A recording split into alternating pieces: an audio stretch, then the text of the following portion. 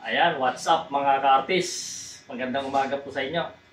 Ayan, hanggat medyo naghihintay tayo ng project, cooking muna tayo mga ka-artist.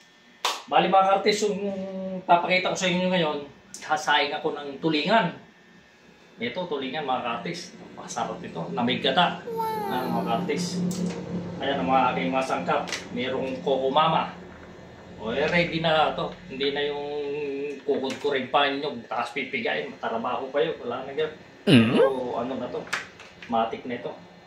Paminta, bawang, sibuyas, at ito mga ka-artist, ito ang the best dyan. Yung kamyas na pinatuyo. Nakaw mga ka-artist sa amin sa Batangas, ay nakaw. Ay pag magsasaing ng mga tulingan ay garne ang nakalagay. Aray pinakapangasing ng kalamyas na garne. Nako yung aking lola nung aking nabubuhay pa. Nako, kasarap ng mga ka-artist magsaing ng tulingan. Nako, siguradong kayo ay baka malimutan yung pangalan ng inyong mga biyenan. Oh, kung kami doon ay maraming tanim na kalamyas, nako, lagi kami may pinatuyong kalamyas ang aking lola, Lola Itay. Shout out sa iyo, Lola Itay. Ayan.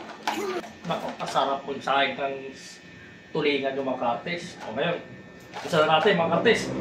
Bali itong kamyas, maasim itong mga ka-artist, kaunti lang. Okay na. Puhugasan muna natin ito. Puhugasan na natin ito. Kaya mga ka-artist, mekos-mekos. So, pagkahugas, bubud-bud na doon. Sa ilalim, yan. Tapos may kaunting bawang sa ilalim din. Tapos isasalansan na natin mga ka-artist yung ating tulingan. Pagkakasarap. Hindi ko na pinirito mga ka-artist. Oo, rekta na. Ayan. Naku, pagkakasarap na rin. Ayan. Oo. Tapos bubudburan yung natira ulit kalamyas. Ay bubudbud ulit mga ka-artist yung ibabaw. Ayan, ganyan. Oo. Oo, ayan. Oo. Tapos sibuyas ulit, bawang. Buyas. Ayan. Lahat na yan, mekos-mekos na yan mga ka-artist. Oh. Pagkatapos, alagyan na natin ang paminta. Oh, paminta. Ayan. Paalat ay yung Himalayan salt. Ay, mainam pa rin mga ka-artist, Himalayan salt. Gamot pa yan mga ka-artist. Yan, Himalayan salt. Tapos, lalagyan na natin ng pampalasa. Oo, isang na yan, sa birahan na yan. Kaya lang yan mga ka-artist. Siyempre, sasabuhan na natin bago natin ilalagay sa ating kalan. Nakakuya ang aking lola pag yun yung nagluto. Kalahating araw na kumukulo. Nako. Ubos na sasalak sa nakahoy. Pag naluto naman, ay para naman sardinas at pati buto, pati tinik ay pwede na rin kainin, wala ka na itatapon. Oo, lahat pwede na kainin, huwag lang yung kaldero. Makatay. Pwede na siyang sisigang. Kartes yung gata. Oo, para sa mamaya babantuan ko na lang uli yan. Para isang pulo o tintuyo para mapula-pula. Yan. Oh. Yan. Shoutout sa inyo sa mga kamag-anak ko diyan sa Batangas. Areo. Na tulingan. Pagkasarap na rin. Tapos mamaya sasamahan ko pa ng talong. Alagyan ko talong sa ibabaw. Namang pagkain din eh. Sarap na rin. Sa umaga, tapos may kapeng barako. Ay baka matadyakan mo yung katabi.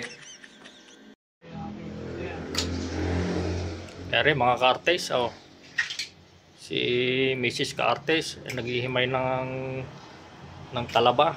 Talaba, ang tawag diyan, tahong. At adobo raw, yan.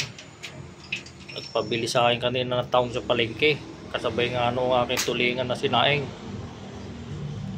Habang nakasaing yung tulingan, arit naghihimay naman na.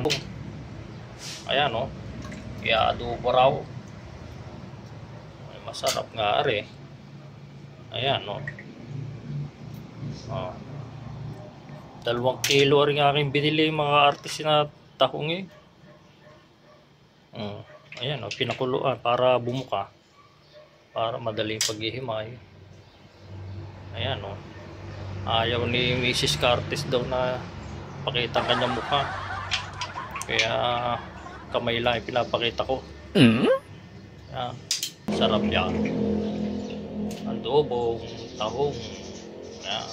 Tapos arin naman yung aking nilulutong kinaing na tulingan. Ayan, kumukulo na yan. May titikman ko na yan. Ayan o. Patis lang na rin makarte si ulam na eh. Kaya hindi ko siya pinapatuyo. Para kada kakain, bago kumain, bago iulam, papainitan mo uli. Ayan mga artist, welcome back. So bali mga artist, yung ating lulutong tulingan, ayan. Medyo lutong-luto na siya. Kukunti na yung sabaw eh, pinakapatis. So konti pa. Pero yung lasa mga artist, tinikman ko na okay na yung lasa. Saktong-sakto lang yung asim, tsaka yung alat, saktong-sakto. Okay ngayon mga artist, habang hinihintay natin yun na maiga ng konti, iluluto ko naman itong mga artist. Yung kanina, yung tahong na hinimay ni Mrs. Curtis. Bale, i-adobo natin. Ito yung sangkap na. Sibuyas, bawang, tapos toyo, paminta. Ano lang mga Curtis. Maalis si Mrs. Curtis eh, busy sa paglalaba eh, mga Curtis eh. Kaya ako muna i-charge niya sa tambak yung mga labahin. Bata eh, lakas ng Mrs. eh. Kaya ako muna sa luto. Ayan mga ka-artist. Bumili ako mga ka-artist tindahan ng oyster sauce. Para pag dito sa adobong tahong. Para mas masarap mga ka-artist. Isa na natin mga ka-artist. Mga bata eh darating na galing sa school. Ito mga ka-artist, sabi ko yung talong. Lalagay natin dito sa ibabaw. Yan. Hindi ako marunong magluto ka-artist ha. Alam nyo, pag bimura lang ang alam ko, paggawa ng mga stainless ha.